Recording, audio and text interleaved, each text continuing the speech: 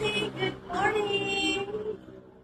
Nasa vacation tayo mga bestie, pero dala-dala pa rin natin ang ating Feel Great System, Fiber Matrix and Yerba Mate. Bestie, ginagawa mo na lahat ang exercise, nag-workout ka, lahat-lahat na para pumayat ka. Para ka ng kambing kakakain ng salad, o ginuguto mo na yung sarili mo para lang pumayat. Bestie, I've been there, kaya relate ako dyan. Baka kailangan mo nang ayusin yung hormones mo, bestie. Watch natin yung video na to, bestie.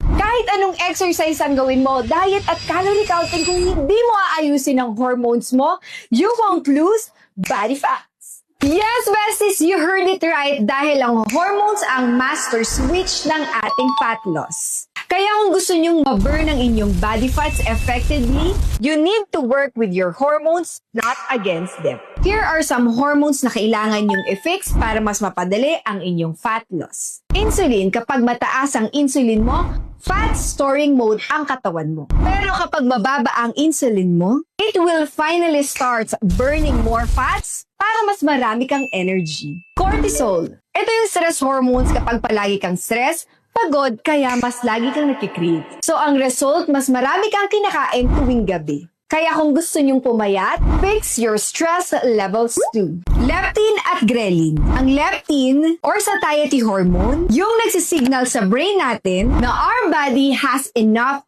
energy stored and it will reduce appetite. At ang ghrelin or hunger hormone ay nag-stimulate ng appetite at food intake. At kapag magulo sila, lagi kang gutom kahit busog ka naman. If you're doing all the right things pero hindi ka pa rin pumapayat, baka hormones mo na ang kailangang ayusin. Start by lowering insulin, managing stress, and supporting your gut with fiber and fasting. This one sachet is packed with 7 different soluble fiber na nakakatulong mag-regulate ng ating hormones. And this tea helps me to fast like a pro by controlling my appetite, boost my mental clarity and energy, and helping my body shift into a fat-burning mode naturally. That's why I lost 10 kilos nang walang kahirap-hirap, wala akong exercise, wala akong diet, no calorie counting. So fix your hormones first, fat loss will follow. Kaya naman kung marami kang questions about this new amazing product,